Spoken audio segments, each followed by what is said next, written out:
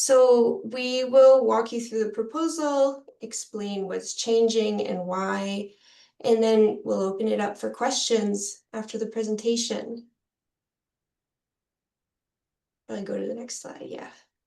How to participate. You're welcome to engage with us throughout the session. If you'd like to ask a question, you can type it into the Q&A box at any point, or use the raise hand function if you prefer to ask it out loud during the Q&A portion. And if you're joining us from a mobile device, you could tap more at the bottom of your screen and access those tools. Yeah, we've got 7 attendees. I'll now pass it over to Jen, who's going to introduce herself and the rest of the project team, and then take us through the presentation. Jen, over to you. Thanks, Jane. Hi, everybody. My name is Jennifer Duff, and I'm an associate at B&A Studios. I'm here tonight with Aaron McDonald, who is the Director of Development with Triovest, who's the owner of the land, as well as Kathy Oberg with B&A Studios. So the land is owned by Triovest, who is a Canadian real estate company, and they're committed to creating exceptional properties that enhance our communities. Our goal tonight is to provide you with information related to that recent land use amendment submission, and of course, answer any questions or discuss any concerns you may have. You're probably already familiar with the location of the site, but the lands are located on the west side of McLeod Trail, southeast, between 11th Avenue and 12th Avenue southeast. So this would be the east portion of the block that the rest of the Keynote buildings sit on. And the site is currently being used as a service parking lot, as well as some low-rise office buildings. These lands provide a great opportunity for mixed-use development in a location that's already surrounded by many community amenities and access to transit. The site also has great connections to primary transit, so it's very close to the Victoria Park Stampede Station, as well as the City Hall LRT stations. It's also really very close to the future Green Line station proposed on 11th Avenue. The location is walkable, rich with amenities, and the overall proposal is supported by overarching policies in the Beltline Area Redevelopment Plan, Greater Downtown Plan, and the Municipal Development Plan.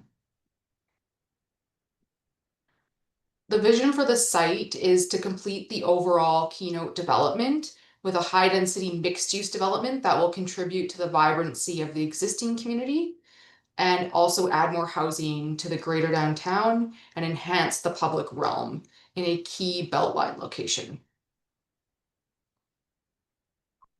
To achieve that vision, a land use amendment is required. The existing land use district is an old direct control district from 1984 and would allow for a development up to a maximum floor area ratio of 8. So this site could be developed today with up to that density. But unlike surrounding standard land use districts and what the Beltline ARP actually allows for, this site, the current land use has no opportunity for additional density through bonus density. So really this makes this existing district not aligned with current policy or density targets for the Beltline. The land use amendment we are proposing is another direct control district. This will be based on the Center City Mixed Use District, which is a common land use found in the Beltline. You can actually see on this map that the CCX, which is that district I just mentioned, is located to the north, south, east, and west of the site. And the CCX district will maintain that existing base district that is already allowed under the current direct control district, so that's 8. But it does introduce that opportunity for bonus density up to 12 FAR, which is also aligned with the ARP, as mentioned before. The direct control also maintains an existing rule within the existing district that gives entitlements to any land provided to the city for public realm, and that's just for the purpose of density calculations. The DC also proposes increased setbacks on McLeod Trail to support those pedestrian and active uses. Overall, the land use amendment aligns with policies within the municipal development plan, the greater downtown plan, as well as the Beltline area redevelopment plan, as mentioned before.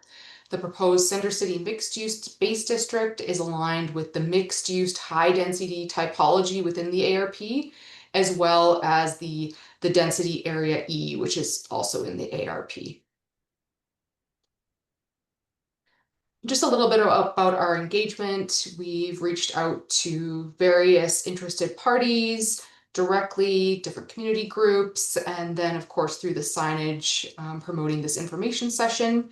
And additionally, there will be an online feedback option that I'll share at the end of the presentation, and we will also provide updates to every email address who has registered for tonight's event. As in next steps, we have submitted the land use amendment application. It is currently under review, and we're anticipating receiving the city's detailed review comments shortly. Once we receive those back, we will be reviewing those comments and considering both city and community comments to revise our submission. And then we will be resubmitting to the city, who will review the resubmission, and then we anticipate a decision by city council later this year. So that brings us to the end of our presentation, but we can now open the floor for questions. You can send any comments or additional questions through the QR code listed on the screen here, and you can also email Jane directly on the email on the screen.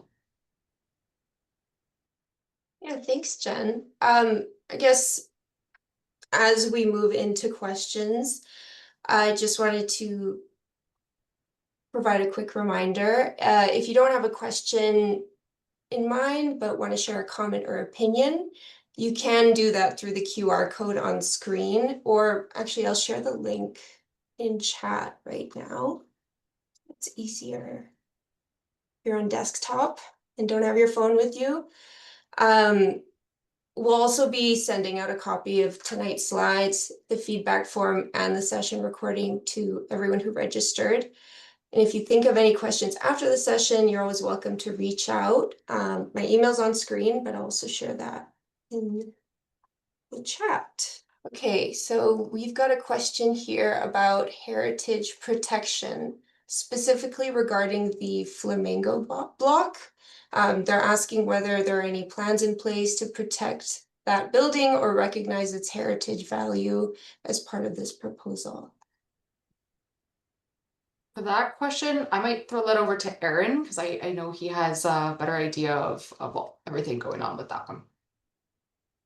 Yeah. Flamingo Block is not a protected heritage building. We're certainly cognizant of its value in the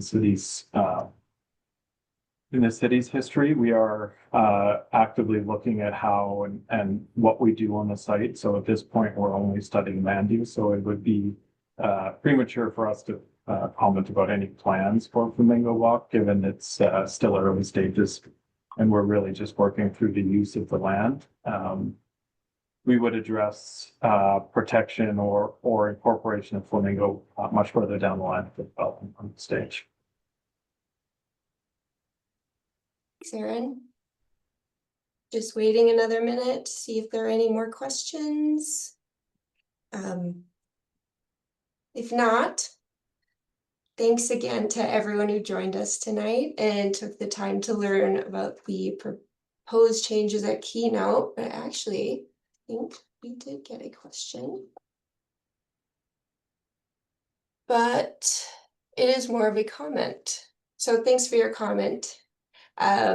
You've noted that the Keynote block has a similar red brick style, and you're hoping that any future development recognizes the heritage value of the Flamingo block to the community. So appreciate you sharing that perspective. Yep, thanks for that comment. Definitely something to consider as we move into design phase, which would be much later on.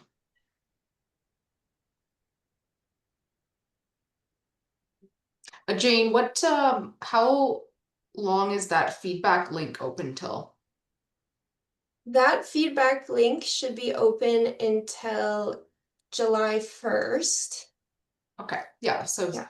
still a couple of weeks. If anybody, you have any questions or comments that come up as you think about this more, or you have any other conversations with anybody. Definitely. But of course, you can reach out to us at any time and be happy to answer any questions. I think I would just add that from a timing perspective, this will likely come after the election, just given the timing that we're almost into July. And there will be a break of council. And so we can anticipate when Jen said it would be later this year, it would be likely later, as in November is the earliest after the election. All right. Well, appreciate your time. We also know there's a hockey game on, so hopefully that we can see a win tonight. Just wanted to thank you again for spending the time with us. We'll send this out. If you've got any of your neighbors that missed out and weren't able to attend, the link can be shared with them, and they certainly can also reach out to Jane. And we will be preparing a summary report that we put alongside our land use applications that we share with administration. And so if comments do come to us after the fact, we'll make sure they're incorporated. And if there's questions outstanding, we'll make sure we answer them and send them back out to the group that attended tonight. Yep.